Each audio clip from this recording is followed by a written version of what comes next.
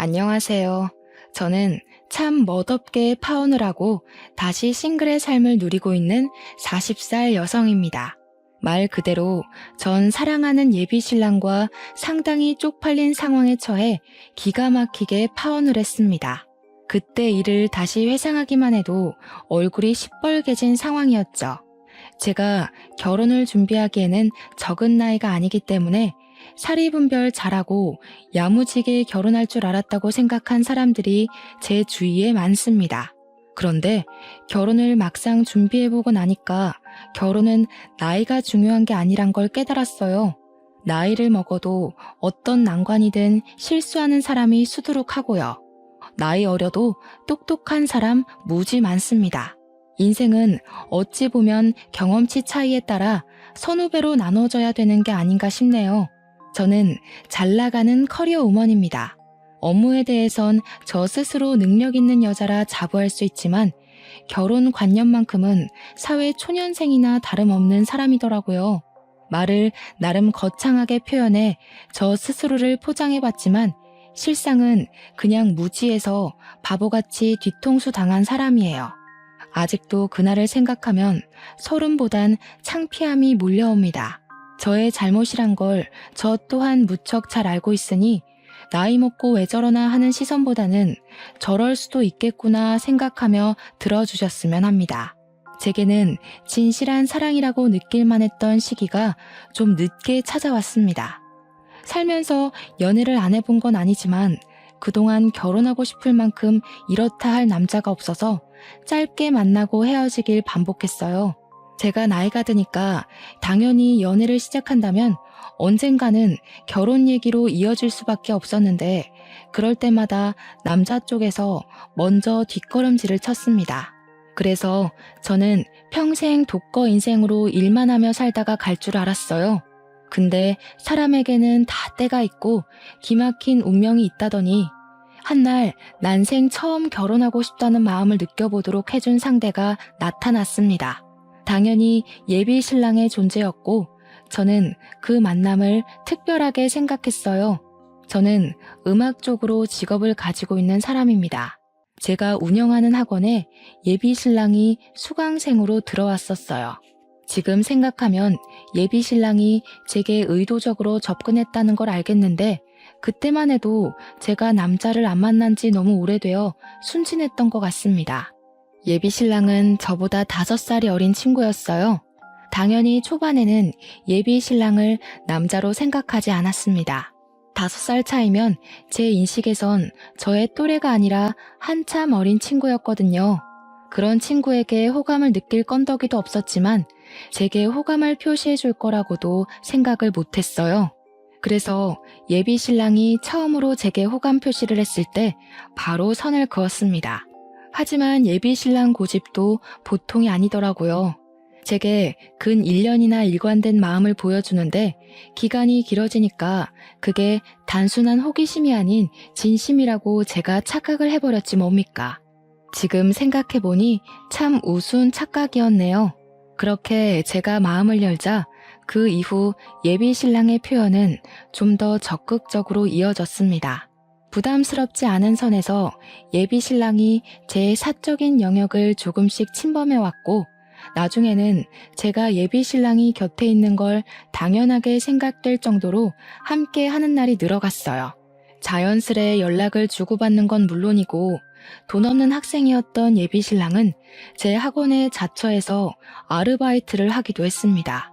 아침부터 귀가 전까지 둘이서 같이 시간을 보내다 보니까 예비 신랑의 존재가 제 편견 속 어리기만 한 모습과는 다른 장점들도 많이 보이더라고요.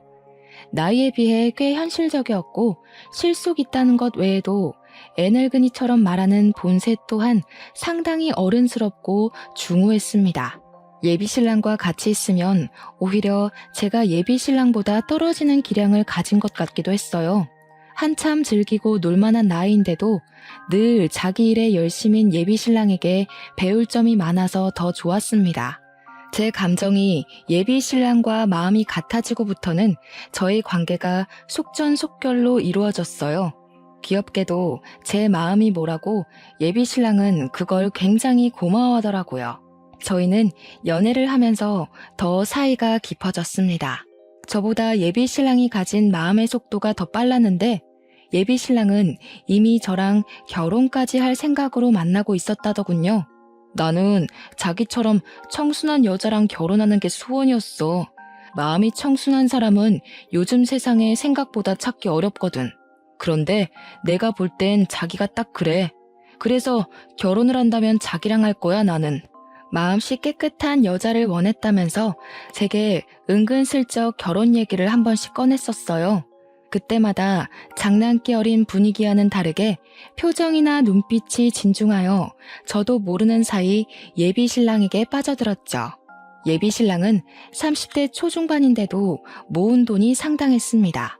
이미 자기 명의의 집도 있고 차도 있는 능력남이라 우리가 당장 결혼을 하더라도 형편에는 문제는 없는 여건이었어요.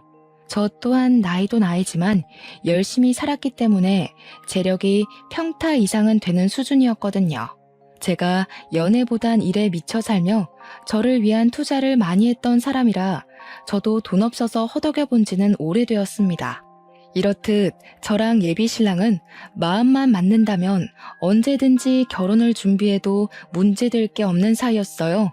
하지만 저는 당시 저희가 연애를 한 지는 고작 3, 4개월밖에 안 되었던 터라 아직 결혼을 고민하기엔 만남이 짧았다고 생각을 했습니다. 나는 결혼을 좀 더 진지하게 만나보고 알아본 후에 진행하고 싶어. 자기가 결혼할 준비가 다 됐다는 건 나로서도 믿음직한 부분이긴 해. 근데 우리 아직 만난 지 1년도 안 됐잖아. 나는 시간에 쫓겨서 급하게 결혼하고 싶진 않아. 고맙게도 예비 신랑은 제 의견을 존중해주며 더 이상의 진도는 서두르지 않았어요. 덕분에 마음 편히 한 2년 가까이 사귀다가 드디어 결혼을 약속하게 되었는데 그때는 제가 40살이 되었기 때문에 더는 고민할 수가 없어서 결단을 내리게 되었습니다. 결혼을 평생 안 할 거면 예비 신랑과 가벼운 만남만 가지다 헤어졌겠지만 저도 함께하고 싶은 사람이 생기면 결혼을 해야겠다고 생각은 하고 있었거든요. 그래서 저는 그 당시 결혼하고 싶은 사람이 생겼고 30대까지 내 삶을 즐겼다면 앞으로의 인생은 동반자와 함께 걸었으면 좋겠다 싶어서 예비 신랑의 청혼을 받았던 것입니다. 저는 결혼 준비를 하면서 웨딩드레스를 맞추고 식장을 맞추고 신혼집 알아보고 하는 게 전부 즐거웠어요. 사랑하는 사람과 함께할 새로운 미래가 너무 기대되어서 기분이 한껏 부푼 상태였죠. 하지만 여기까지가 제게 가장 설레고 좋았던 순간이었고 그 뒤로는 불길함의 징조가 하나둘씩 나타나기 시작했습니다. 제게 이상한 일이 일어나기 시작한 건 바로 양가 어른께 인사를 드리면서부터였는데요. 저희 집에 인사 간 것까지는 별다른 문제가 없었거든요. 그런데 예비 시댁에 갔을 땐 좀 이해할 수 없는 일들을 겪었습니다. 예비 시댁에 들어갔더니 예비 시모가 특히나 저를 엄청 반겨주었는데요. 예비 신랑이 화장실 간 사이 집 구경시켜주겠다며 저를 데리고 막 돌아다니다가 예비 시부모 방까지 들어가게 됐거든요. 그런데 예비 시부가 쓰는 책상에 웬 모르는 젊은 여자 사진이 하나 있더라고요. 그 옛날 책상들 보면 유리로 덮인 책상 있잖아요. 그 안에 젊은 여자 사진이 끼워져 있었어요. 예비 시모의 젊은 모습이라고 하기엔 사진 자체가 너무 현대식이라서 예비 시모는 아닌 듯 했고 예비 신랑한테 여동생이나 누나가 있냐고 하니 그건 또 아니었거든요. 웬만하면 모른 채 할 수도 있었지만 책상에 끼워놓을 정도면 어느 정도 소중한 사람이라는 거 아닙니까? 그래서 저는 대놓고 예비 시모한테 물어봐야 했어요. 물론 혹시 실례될 질문일지도 모르니 빙빙 둘러서 말입니다. 어머님, 이분은 누구세요? 대영 씨는 외동이라고 알고 있는데 혹시 어머님 젊었을 때예요? 되게 미인이시다. 옛날 사진을 요즘식으로 인화하신 거예요? 그렇게 물었더니 예비 시모가 자기 아들 자랑을 술술술 하다가 제가 가리키는 걸 보곤 급당황을 했습니다. 그리곤 사진에 대한 얘기는 생략하고 이상한 동문서답을 했어요. 이제 그만 밥 먹자더니 저를 데리고 급하게 거실 밖으로 나와버렸죠. 어르신이라서 그런지 아니면 제가 정말 물으면 안 될 일을 물어서 그런 건지 예비 시모 행동이 너무 부자연스럽더라고요. 그렇게 수상쩍게 나오는데 제가 더 궁금하지 않겠습니까? 일단 예비 시댁에선 마무리 잘하고 나와서 예비 신랑한테 따로 그 사진의 존재를 물었습니다. 엄마가 그 사진 아직 안 치웠나 보네? 사실 내가 지난번에 전 약혼녀 얘기한 적 있잖아. 걔랑 결혼까지 갈 뻔한 사이였는데 걔가 알고 보니 자기 집 형편을 사기쳤더라고. 그래서 파혼한 사람이야. 그러니까 한마디로 전 약혼녀 사진이 버젓이 있다는 겁니다. 그런데도 예비 시부모가 전 약혼녀 사진을 갖고 있는 건 예비 시댁과 그녀가 많이 친했었다고 그래서 그녀의 소식을 가끔씩 궁금해한다고 하는 겁니다. 예비 신랑은 제가 괜히 신경 쓸까봐 그는 그녀 욕을 더 하면서 자기 입장에서는 꼴도 보기 싫은 여자라고 했습니다. 예비 신랑이 파혼했다는 이력을 못 들은 게 아니었기에 그냥 싶었는데 그 변명 자체가 제게 그리 개운한 변명은 아니었어요. 도대체 전 약혼녀랑 집안이 얼마나 가까웠길래, 도대체 그녀가 얼마나 자기 집 형편으로 사기를 쳤길래 책상에 사진까지 보관할 정도로 좋았던 관계가 파혼으로 치달았나 궁금했습니다. 물론 전 약혼녀랑 파혼하는 덕에 제가 예비 신랑을 만난 거라 당시에는 그저 그녀가 예비 신랑을 놓쳐줘서 고맙게만 느껴졌어요. 그렇게 결혼식 날짜가 3주 뒤로 바짝 다가왔습니다. 저와 예비 신랑의 관계는 여느 때처럼 돈독했어요. 당시 저는 앞으로 다가올 성대한 식을 위해서 살도 빼야 하고 피부 관리도 해야 하고 신혼여행지도 알아봐야 하고 이런저런 일들 때문에 정신없이 보냈는데요. 그 때문에 예비 시댁에서 봤던 그 사진 여부에 대해선 까맣게 잊어버리고 있었습니다. 그렇게 한창 바쁘게 지내고 있던 날 제게 문자 하나가 왔어요. 모르는 번호였지만 결코 무시할 수 없는 저를 향한 경고 메시지 같은 거였는데요. 저더러 현재 만나고 있는 사람이 김대영 씨 맞냐고. 그 사람 사기꾼이니까 결혼하지 말라는 간결하고도 강한 경고가 날라왔었어요. 느닷없이 날라온 문자는 황당한 내용이었음에도 불구하고 제 등골에 초름을 쫙 일으켰습니다. 근거 없는 말이니 무시하면 된다지만 이상하게 그 브레이크를 밟은 것처럼 제 심장이 덜컥 멈추게 되더라고요. 이 사람은 누군데 제 예비 신랑을 알고 있고 사기꾼이라고 하고 결혼을 하지 말라는 건지, 우리가 결혼을 한다는 사실은 또 어떻게 알고 있는 건지 머리를 굴리면 굴릴수록 의문투성이었습니다. 그냥 지나칠 수 없는 문자였으나 검증되지 않은 메시지이니 일단은 답장을 하지 않고 그날을 넘겼습니다. 그럼에도 그날은 하루 종일 제 머릿속에 그 문자 내용들만이 가득했어요. 그리고 바로 그 다음날 제가 답장이라도 해주길 바라는 건지 같은 번호로 비슷한 분위기의 문자가 또 날라오더라고요. 문자 내용은 역시나 예비 신랑과 결혼을 하지 말라는 협박조의 설득이었죠. 저더러 자기 꼴 나고 싶지 않으면 당장 헤어지라면서 예비 신랑이 집도 차도 다 자기 명의라고 하지 않냐고 그거 다 구라라고 했고, 예비 신랑이 본래 순진한 여자 께서 등쳐먹고 쉽게 살려는 제비새끼라는 욕들이 가득한 내용이었습니다. 이런 문자는 하루 이틀을 시작으로 매일매일 날라오기 시작했어요. 그럴 때마다 저는 계속 읽고 무시했고 그 찝찝한 문자를 그저 누군가의 장난일 뿐이라고만 생각하려 했습니다. 하지만 그런 부정의 문자를 계속 받다 보니 점점 정신이 이상해지는 것 같더라고요. 시간이 갈수록 문자의 황당한 내용들이 진짜처럼 느껴지지 뭡니까? 아직 예비 신랑한테 말은 안 한 상태였어요. 문자 내용을 보면 볼수록 이걸 보내는 당사자가 예비 신랑과 결혼 직전에 헤어졌다던 전 약혼녀의 존재 같았거든요. 왠지 제가 먼저 상황의 진위를 알아내고 싶었습니다. 혹시라도 이 문자들이 사실이라면요? 썩은 동아줄이 아니라면요. 당연히 제게 더 소중한 사람의 말을 믿어야겠지만 아마 다들 이런 의문의 메시지를 받는다면 대부분 흔들릴 거라고 생각합니다.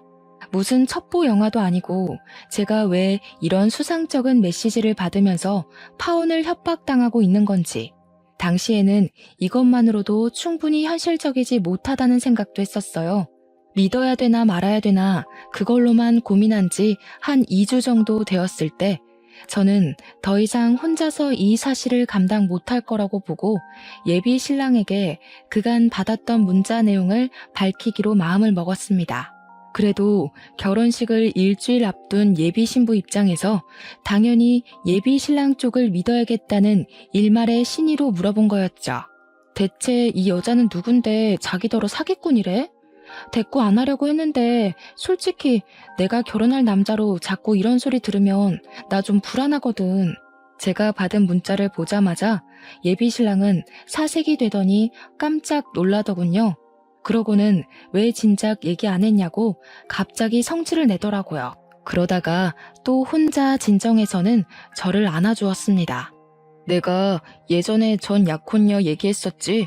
걔가 나한테 집안 사기쳐서 파혼했다고 했잖아. 나한테 보복하려고 너 신상캐서 이 짓 하는 것 같은데 당장 차단해. 상대해줄 가치도 없는 여자야. 보복을 무슨 이런 식으로 하는데? 내 번호는 또 어떻게 알아서 이러는 거래? 이거 엄연히 범죄야. 자기도 이 여자가 이러는 거 몰랐을 정도면 이거 경찰에 신고해야 돼. 하는 짓이 정말 스토킹이잖아. 원래 뭐 없는 애들이 더 그리 추잡하게 나오는 거야. 그런 애들은 신고해도 답이 없어. 내가 진짜 알아서 할게. 돈 몇 푼 쥐어주면 더는 안 이럴 거야. 돈 몇 푼을 쥐어주는 것도 제 입장에서는 이해가 되지 않아서 예비 신랑을 말렸습니다. 그냥 신고하면 경찰이 생각보다 깔끔하게 처리해준다고 말했더니 예비 신랑이 절대적으로 자신이 알아서 하겠다는 의사를 보이더라고요. 그렇게 혼자서 갈팡질팡한 태도를 보이던 예비 신랑은 제 휴대폰을 가져가더니 전 약혼녀 번호를 차단했습니다. 이미 그런 행동만으로도 예비 신랑의 존재가 제게는 부자연스럽게 비쳤어요. 하지만 문제는 제게만 오는 문자가 아니었다는 겁니다. 문자는 그저 약과에 불과했는데요. 한날 엄마한테서 전화가 오더라고요. 받았더니 뭐라는 줄 아시나요? 아직도 이 부분은 기가 찹니다. 선주야, 나한테 이상한 문자가 하나 왔다. 어떤 사람이 네 신랑더러 뭣도 가진 것 없는 빈털털이니까 집안 망하기 싫으면 딸 결혼 말리라면서 이상한 소리를 하네. 이게 다 무슨 말이니? 이 문자 받고 네 아빠랑 얼마나 놀랐다고. 이때부터 저는 이게 예산일이 아니라는 걸 본능적으로 느꼈어요. 그 여자가 도대체 우리 엄마 연락처는 또 어떻게 알아낸 건지 이젠 어처구니가 없더라고요. 저는 일단 엄마를 안심시킨 후에 그 여자를 수신 차단하라고 시켰습니다. 그리곤 예비 신랑한테 제 엄마 사정까지 얘기를 했어요. 우리 엄마 전화번호까지 알아냈어. 이래도 내가 이걸 그냥 넘겨야 하는 일이야? 결혼식까지 얼마 안 남았는데 이 여자 하는 짓이 점점 더 심해지고 있잖아. 이러다 이 여자가 우리 결혼식까지 찾아와서 깽판 치겠어. 미안해. 나도 얘가 이렇게 정신 나간 애인 줄 몰랐어. 어떻게든 내가 알아서 처리할게. 우리 결혼은 아무 문제 없을 거야. 지난번에도 알아서 하겠다고 신경 쓰지 말랬잖아. 그런데 자기가 아무것도 못할 동안 이 여자가 지금 우리 엄마 전화번호까지 알아낸 거 아니야. 이런 소리 하기 싫은데 왜 자기 과거 여자 때문에 우리 부모님이 불안에 떨어야 돼? 나 이거 신고할래. 기분 나빠서 못 참겠어. 제발 나 좀 믿어줘. 얘가 아무래도 내가 찾는 거 눈치채고 갑자기 숨어버린 것 같아. 얼마 전에 마주쳤는데 도망친 이후로 못 찾고 있어. 이러면 경찰에 연락한다고 해도 말짱 도루묵이야. 나 조금만 믿고 기다려주라, 응? 우리 결혼식은 절대 차질 없게 할게. 예비 신랑은 제게 절절매며 사과를 하더니 한 3일은 연락이 없었습니다. 우리 결혼식은 고작 4일 앞으로 다가왔는데 갈수록 뭔가 잘못되고 있는 듯해 불안했어요. 그렇게 3일 뒤 새벽 늦게 예비 신랑한테서 문자가 왔는데 혹시 전 약혼녀가 찾아간다면 절대 문 열어주지 말라는 연락이었습니다. 이건 또 뭔 소린가 싶어서 보자마자 화가 났어요. 저는 신혼집 들어가기 전까지 부모님 집에 머물고 있는 중이었거든요. 혹시라도 무슨 일이 생길지도 모른다는 예비 신랑의 주의를 듣자 온몸에 공포가 싹 오르더라고요. 그날 예비 신랑과 통화를 하면서 어떻게 된 사정인지 물었는데도 예비 신랑은 전 약혼녀를 만나지 못해 찾기만 하다가 포기를 한 상태라고 했습니다. 그래서 혹시 우리 집을 찾아가기라도 할까봐 미리 주의를 주는 거라 했어요. 그러면서 미안하다는 말까지 꼭 덧붙였고 피해는 없도록 하겠다는 신뢰성 없는 말로만 저를 위로했죠. 그 일 때문에 예비 신랑과 새벽 내내 통화를 하느라 밤잠을 샌 저는 피곤한 몸으로 출근을 강행했습니다. 그리고 문을 열고 나가자마자 풍기는 악취 때문에 선 졸음마저 다 깼을 정도로 놀라고 말았어요. 대체 이게 무슨 냄새인가 싶어 주위를 둘러보다 발견을 한 건데요. 세상에나 우리 집 대문 뒤에 웬 사람 똥이 있는 거 아니겠어요? 그냥 모양새나 굵기 등을 봐선 분명 사람 똥 같았습니다. 그리고 그게 조금 뭉개져 있었는데 밟은 것도 아니고 누가 인위적으로 손을 이용해 퍼낸 모양새로 놓여 있더군요. 그 모양새가 가리키는 징조는 바로 제 눈앞에서 확인이 되었어요.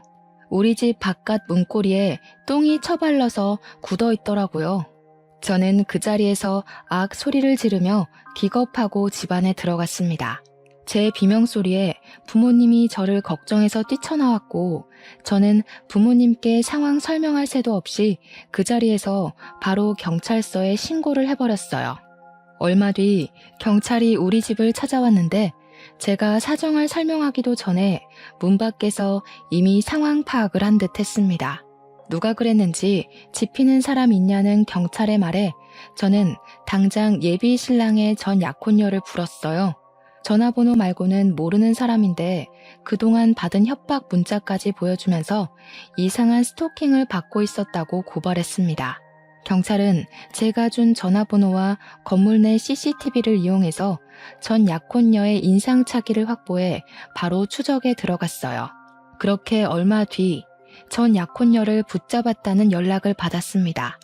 예비 신랑이 그렇게 못 찾겠다고 헤매기만 했던 전 약혼녀를 12시간도 안 돼서 잡은 거였어요. 물론 예비 신랑 입장은 경찰이 아니니까 능력 면에서 경찰보다 뒤떨어졌다는 걸로 이해를 했었던 부분입니다. 어쨌든 저는 경찰 연락을 받자마자 당장 그 여자의 두꺼운 낯짝을 확인하고 싶었어요. 그날 연차를 낸 저는 서둘러 경찰서에 달려갔고 그곳에서 범인이라고 앉아있는 한 여자를 보았습니다.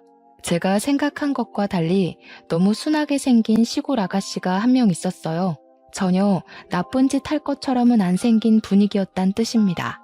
그 여자는 자기 죄를 인정하는지 아무런 미동 없이 고개만 숙이고 있었는데 경찰이 그 여자의 신원을 밝혀주지 않았다면 그런 추잡한 짓을 한 여자라고는 생각 못했을 겁니다.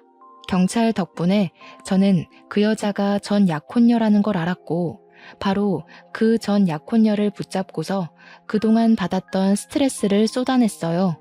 도대체 당신 정체가 뭐야? 우리한테 왜 이래요? 이미 대영씨랑 헤어진 사이라면서요. 그쪽이 대영씨한테 사기쳐놓고 왜 대영씨더러 사기꾼이라고 하는 건데요? 이거 엄연히 스토킹이에요. 이럴수록 그쪽만 더러운 꼴 당하는 거 몰라요? 그 인간이 그러던가요? 저보고 사기꾼이라고? 아주 살려고 발버둥을 치고 있구만. 저기요. 정신 똑바로 차리고 믿어야 될 걸 믿으세요. 40살이면 사회생활 좀 하셔서 사람 보는 눈 있을 거 아니에요. 그 인간이 하는 말 중에서 여태껏 확신할 만한 구석이 있었던가요?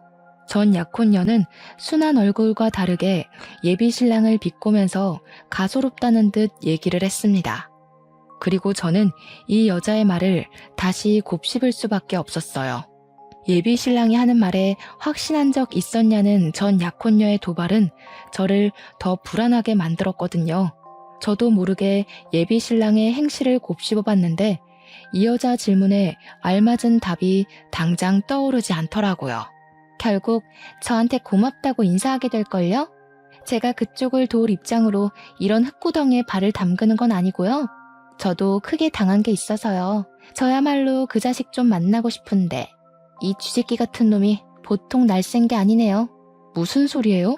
대영 씨를 만나고 싶다고요? 대영 씨가 당신 찾으려고 얼마나 마음 졸였는데요. 지금도 우리 결혼식 앞두고 당신이 이상한 문자로 협박하는 바람에 혼자서 당신 찾느라 생활도 엉망이 됐다고요. 그 자식이 말은 참 잘하죠. 전생에 진짜 들쥐라도 됐나 봐요. 어쩜 그렇게 쥐구멍을 잘도 찾아서 빠져나가는지. 그쪽이 아직도 상황 파악 못하는 것 같아서 말하는데 공생이랑 기생을 좀 구분하세요. 제가 당시 너무 정신없어서 경찰서까지 갔던 상황을 아직 예비 신랑한테 얘기 못하고 있었는데요. 지금 생각해보면 예비 신랑한테 바로 얘기 못했던 게 천만 다행이었던 것 같아요. 제게 다소 세게 발언하면서까지 전 약혼녀가 저를 정신 차리게 하려던 건 다 이유가 있었더라고요. 이제부터 밝혀질 전 약혼녀와의 얘기와 그녀가 제게 보여준 증거물은 예비 신랑 때문에 낭떠러지로 떨어질 뻔한 저의 인생을 구제해 주었습니다. 그 새끼 돈 많은 척 다 가진 척 하면서 마음이 청순한 여자가 이상형이라고 안 해요? 너 같은 여자랑 결혼하는 게 꿈이라고 안 하던가요? 그거 다 그 새끼 수법이에요. 이 정도로 뒤구린 인간이면 사정을 잘 몰라도 결혼식을 취소해야 되겠다는 생각 안 들어요? 나 같으면 진이 따지고 말고 할 것 없이 그런 찝찝한 놈 바로 버릴 텐데. 전 약혼녀 입에서 예비 신랑이 제게 했던 고백을 듣는 것만으로도 이미 충격인데 그녀가 하는 말은 더 이상 제가 예비 신랑을 신뢰할 수 없도록 만들었습니다. 예비 신랑이 전 약혼녀한테 접근했던 건 예비 신랑이 전 약혼녀에 대한 사전 조사를 제대로 안 해서 전 약혼녀가 상가 건물 몇 채는 갖고 있는 줄 알고 접근을 했었다네요. 뒤늦게 전 약혼녀에게 몇 억 가치의 건물이 없다는 걸 알고는 가차없이 버렸다고 했어요. 그런데 중요한 건 이런 수법을 당한 여자가 한둘이 아니었다는 겁니다. 전 약혼녀는 자기가 제일 긴 세월간 예비 신랑한테 사기를 당했다가 까였고 자기 부모님 통장을 훔쳐간 예비 신랑을 쫓기 위해서 이를 갈며 예비 신랑의 다른 약혼녀들까지 만나서 고소하기로 마음을 모아왔다고 했어요. 그러면서 제게 보여준 고소 동의란에는 무려 18개의 서명이 기재되어 있었습니다. 그 여자들은 제 눈앞에 있는 전 약혼녀를 빼고는 하나같이 예비 신랑보다 연상이었고 재산이 기본적으로 억대에다 직업은 한 자리 하는 사람들이라고 했어요.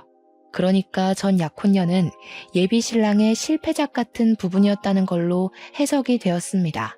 그래서 전 약혼녀와 만난 시간이 아까웠던지 그녀의 부모님 통장에 손을 댔었나 봐요. 모든 걸 세세하게 들었음에도 이건 결국 말뿐이라고만 생각하고 싶었던 게 당시 제 마음이었어요. 소중한 사람에게 당한 배신을 한순간에 믿는다는 거, 그거 정말 어려운 일이거든요. 그리고 예비 신랑을 향한 제 마음속의 기대가 단 한 톨도 남지 않을 때까지 믿어야만 돌아설 때도 미련 없이 등을 보일 수 있잖아요. 이 사람들이 우리 신랑이랑 관련 있다는 걸 어떻게 증명해요? 개인적인 앙금 때문에 일 꾸며서 우리 사이 망치려는 거 아니에요? 그쪽 집안 형편 안 좋은 편이라면서요. 괜히 우리 신랑 재력이 아까워서 붙잡고 싶은 거 아닌가요? 부정하고 싶겠죠. 저뿐만 아니라 고소에 동의한 여자들도 다 그쪽처럼 그렇게 부정했대요. 새파랗게 어린 놈한테 사기당한 게 쪽팔려서 모른 척 눈 감고 넘겼던 건데 아직도 그렇게 살고 있다고 하니까 늦게나마 깜빵에 넣고 싶나 봐요. 다들 저한테 뭘 보내줬는지 아세요? 저는 이미 심하게 흔들려 버렸지만 예비 신랑이 제게 보여준 진심이 거짓이었다는 걸 믿고 싶지 않아서 자꾸만 전 약혼녀한테 따졌어요. 어쩌면 저도 모르게 예비 신랑을 마음 놓고 돌아설 수 있도록 더 확실한 증거를 갈구했다고 봐도 될 것 같네요.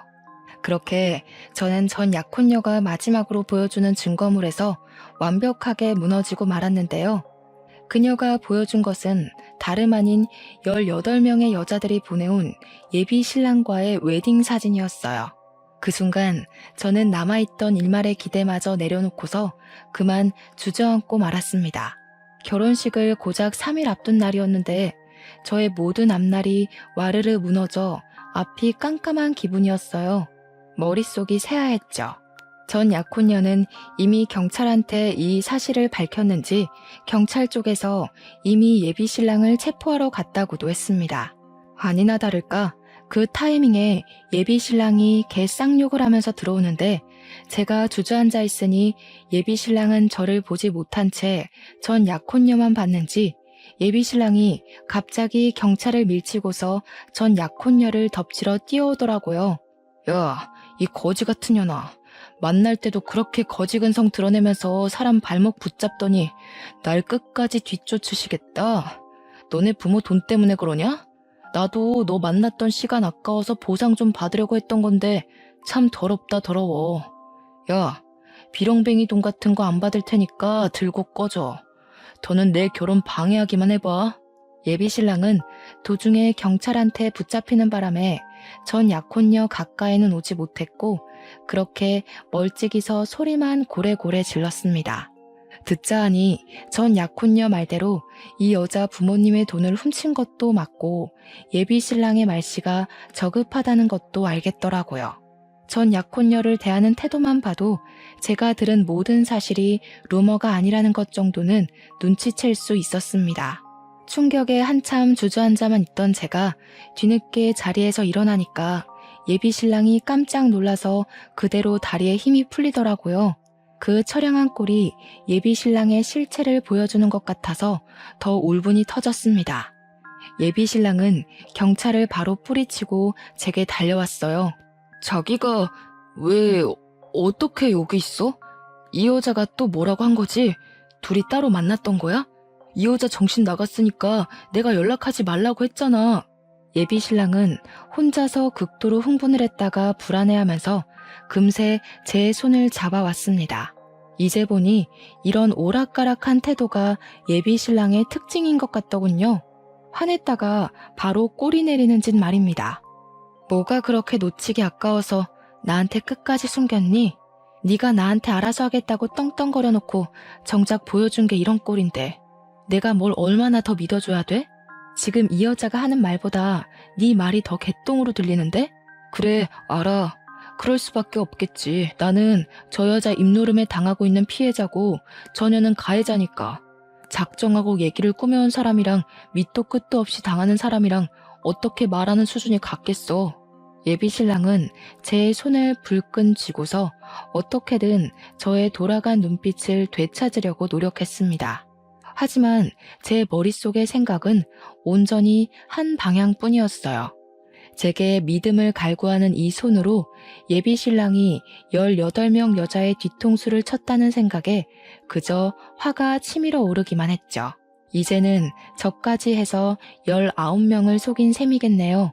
이 상태로 예비 신랑을 믿기에는 제가 너무 많은 걸 알아버렸고 온갖 정이 다 떨어져서 소름까지 끼쳤으니 예비 신랑한테 돌아가기엔 너무 멀리 와버렸습니다. 저는 예비 신랑의 손길을 바로 뿌리치곤 그대로 귀싸대기를 한데 뒤통수까지 2대를 날렸어요. 야, 이 정신나간 새끼야. 나는 그래도 너 끝까지 믿으려고 했어. 누가 누구한테 사기를 쳐? 인생이 만만하니? 그렇게 심심했어? 어떻게 18명을 등쳐먹을 수가 있어? 저기요. 왜 다른 여자 말을 믿냐고. 내가 말했잖아. 저 여자 스토커 같은 거야. 나 자기한텐 다 떳떳하다니까. 왜 증명되지도 않은 루머를 믿고 그래? 네가 정상적인 새끼였으면 이런 상황이 꼬이지도 않았겠지. 누나들이 돈 좀 있을 것 같으니까 어떻게든 연상한테 붙어먹으려고 그랬니? 참 좋은 여자들로 잘도 골랐더라. 이런 것도 재주라고 봐주고 눈 감아줘야 되는 거야? 무슨 얘기를 어떻게 꼬아들었는지 모르겠는데 내가 사기친 게 아니라 그 여자들한테 사기를 당한 거라고. 제정신이 아니고서야 어떻게 그 많은 사람들한테 한 놈이 사기를 치겠어. 어느 쪽이 좀 더 실현 가능한 일인지를 잘 판단해 봐야지. 무작정 듣는 대로 믿으면 어떡해. 예비 신랑은 정말 끝까지 잘못을 인정하지 않고 꽁무니를 빼더군요. 도대체 뭘 믿고 경찰서에서까지 발뺌을 하는 건지 놀랍기만 했습니다. 황당했던 저는 전 약혼녀 폰에 있는 18개 웨딩 사진을 예비 신랑 눈앞에 들이밀었어요. 그러니까 이젠 뭐라고 하는 줄 아십니까? 그 여자들이랑 연애만 했대요. 하지만 사귀는 절대 친적은 없었고 단지 웨딩 사진을 찍기만 하면 관계가 파투났다면서 자기한테 그런 안 좋은 사주 같은 게 신 것 같다는 등의 해명을 하기 시작했습니다. 그 와중에도 저와의 결혼만큼은 밀어붙이고 싶었는지 자기의 파혼 팔자 좀 고쳐달라고 우스운 소리로 매달리지 뭡니까? 네 놈이 사람을 얼마나 호구로 봤는지 모르겠는데 하나 간과한 게 있다. 누나들이 너보다 배운 게 더 많아서 하찮은 제비 새끼한테 당한 거 쉬쉬 못 넘겨주거든. 돈 없이는 이 세상 못 살 것 같지? 깜빵 세계는 등 처먹으면서까지 돈 구걸 안 해도 잘 살 수 있는 곳이거든. 너한테 아주 딱인 곳이라서 우리가 친히 처박아 두려고. 감방 존재는 또 무서운지 예비 신랑이 시겁해서 무릎까지 꿇었는데요. 찌질하게 질질 짜면서 그제야 진실을 고백하더라고요. 사기친 것도 인정을 했고 저한테 부끄러운 짓을 한 것도 맞는다고요. 그러면서 또 갑자기 자기 집안 형편이 어려운 걸로 동정심을 사려고 하더군요. 그걸 보고 느꼈습니다. 여태 제가 예비 신랑을 많이 봐주고 좋게 좋게 넘어가줬다는 걸요. 네가 내 돈까지 등쳐먹었으면 나 네 면상 2대로 안 끝냈어. 남자 구실하게 내버려 둔 것만으로도 감사해야 될 거다. 네가 우리한테 사정해야 되는 건 살려달란 소리가 아니라 돈 갚을게요. 그래야 되는 거야 이 애새끼야. 이참에 깜빵 가서 인생교육 좀 받다 나와. 이미 경찰 내부의 사람들은 무릎 꿇고 있는 예비 신랑을 하찮게 바라보는 분위기였습니다. 거기다 대고 전 약혼녀는 그런 예비 신랑 앞에서 그동안 예비 신랑이 사기쳤던 연상녀들 이름을 다 읊어주었어요. 변호사 선임비 많이 들겠다고 파이팅 응원을 해줬죠. 정말 제가 다 쪽팔려서 고개를 들기가 힘들었습니다. 저런 사기꾼 하나 알아보지 못하고 그동안 저놈 옆에서 시시덕거리며 보낸 세월이 모조리 창피함으로 남아버렸어요. 요즘 말로 흑역사라고 하나요? 사연 쓰는 곳이 아니었다면 제 지인들 앞에서는 감히 얘기를 꺼내보지도 못했을 정도로 민망했습니다. 그래도 저는 돈을 뺏기지 않아 다행인 셈이었어요. 다른 여자들은 예비 신랑한테 빌려준 돈이 상당하더라고요. 아마 제가 경제관념에서는 다소 냉정한 타입이라 예비 신랑이 은근슬쩍 보냈던 시그널을 못 알아챈 것일 수도 있습니다. 어쩌면 예비 신랑이 제게 돈을 뜯어가지 못해서 저와 결혼까지 진행하려고 했을 수도 있겠네요. 이래나 저래나 저는 운 좋게 나름대로 피해자 신세를 면했잖아요. 전 약혼녀들의 존재는 저를 공포스럽게 만들었지만 그들 덕분에 인생을 구제받은 셈이니 저는 예비 신랑 고소하는 데는 힘을 보태주기로 했어요. 다시는 이딴 사기꾼 새끼가 사람 마음 가지고 돈을 해먹는 일이 없도록 SNS에 신상까지 까발렸습니다. 저뿐만 아니라 18명 여자들도 전부 도움을 보태주는 덕에 예비 신랑 얼굴을 알리는 건 순식간이었어요. 아, 그리고 전 약혼녀는 저희 집에 똥 처바른 처벌을 따로 받게 되었는데요. 제가 그것만큼은 도무지 이해가 안 돼서 대체 왜 그랬냐고 다시 한 번 더 물었습니다. 그러니 전 약혼녀가 하는 말이 저한테 강하게 충격을 주지 않으면 또 예비 신랑한테 끔뻑 속는 피해자가 생길 것 같아서였다고 해요. 당연히 사람 똥은 아니고 개똥을 모아서 만들어 놓은 거라고 했습니다. 전 약혼녀는 뒤늦게나마 제게 진심으로 사과를 했어요. 그 여자의 말이 변명이었든 아니든 간에 제가 납득할 수 있을 만한 해명이었습니다. 실제로 제가 그런 강력한 방법 덕분에 제가 예비 신랑을 떼어놓을 수는 있었잖아요. 그래서 저는 전 약혼녀 쪽에서 문짝 전체를 배상하는 걸로 하고 합의해줬습니다. 그리고 고소 진행도 방지턱 하나 없이 속전속결 진행되었어요. 예비 신랑은 수많은 대상을 상대로 대략 6억 원가량을 상습 사기친 죄로 4년 유기징역에 처해졌다고 들었습니다. 제가 맞은 뒤통수의 세기에 비하면 아주 허망한 결론이었지만 그래도 불구덩이에 발 담그기 직전에 빠져나올 수 있어 다행으로 보려고 해요. 그런데 역시나 잘못 밟을 뻔했던 똥은 근처만 가도 냄새에 배이는 법인가 봐요. 예비 신랑이 잘못되었다는 사실 때문에 예비 시댁에서 제게 따로 연락이 왔었는데 저를 뭘 얼마나 봤다고 엄청나게 배신을 당한 것처럼 원망을 하더라고요. 내가 너 그렇게 안 봤는데 감히 내 아들을 감옥에 보내? 내 아들이 무슨 사기를 쳤다고 그러냐? 여태까지 아무런 문제 없이 효도하면서 잘만 살아온 착한 아들이야. 어디 그런 쪽팔린 이유를 만들어다가 남의 집 귀한 자식한테 먹칠을 해? 이보세요. 저희가 상견례 안 한 이유는 뭔 줄 알고 큰 소리세요? 그쪽 아드님께서 그쪽들이 말실수라도 할까봐 입막음 시키려고 생략한 거랍디다. 긴 말하기 싫고 아드님 쪽팔린 죄명을 믿든 말든 그건 내 알 바 아니고요. 이미 피해자들이 그놈 잡아먹으려고 쌍심지를 켜고 있어요. 아들 목숨 건사하길 바라면 사기꾼 부모답게 집안에 꽁꽁 숨어서 사시는 게 좋을걸요? 그날 예비 시모 전화를 깔끔하게 마무리했지만 왠지 이쪽 사정을 예비 신랑의 전 약혼녀한테 알려주고 싶더라고요. 예비 시댁에서 전 약혼녀랑 많이 친했었다고 했잖아요.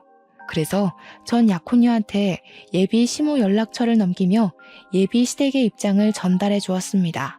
그랬더니 전 약혼녀가 예비 시모한테 바로 전화를 걸었나 보더라고요. 예비 시모가 엄청 환대를 했다는데 거기다 대고 전 약혼녀는 자기 돈 내놓으라면서 당신 아들이 우리 부모님 돈 훔쳐갔다고 고래고래 소리를 질렀다네요. 예비 시모가 식겁하고 전화를 먼저 끊었는데 전 약혼녀가 끈질기게 연락을 하며 끝까지 돈을 갈구하고 있다고 했습니다. 그 말을 듣고 예비 시모 표정이 상상되어 얼마나 웃겼는지 몰라요. 동시에 좀 씁쓸한 감정이 밀려오는 건 어쩔 수가 없더라고요. 살면서 사기를 당하게 될 줄은 몰랐는데 그게 내가 사랑하는 사람 때문이라는 사실은 제게 큰 공허감을 주었습니다. 고작 별 볼 일 없는 사기꾼의 행각에 노란한 것이지만 그것에 제 인생 가치관이 크게 흔들려 버렸잖아요. 아마 당분간은 일에만 몰두하지 않을까 싶어요. 앞으로도 쉽게 결혼을 생각해 보는 일은 없을 것 같습니다.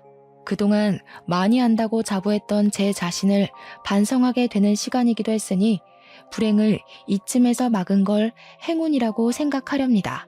사연을 마무리 짓는 이 와중에도 창피해서 얼굴이 화끈거리네요. 저라도 지나가다 이런 사연이 보이면 고개를 저었을 것 같긴 합니다. 그래도 사연 당사자 입장에서 말씀드리자면 말은 창피하다 전했어도 힘든 건 힘든 거더라고요. 근본적으로 제가 소중히 생각하고 믿던 사람에 대한 배신이잖아요.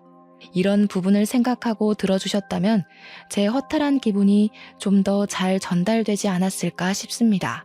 아무튼 나이 40살이 되어서야 한 번 더 인생을 돌아보게 된 한 노처녀의 속풀이였어요. 재미있게 들어주셨다면 감사하고 쓴소리 한마디 던지겠다면 달게 받겠습니다. 그럼 늘 인생 평안하시고 부름만 쏙쏙 골라서 피해가는 지혜를 잔뜩 받으시길 기원할게요. 감사합니다.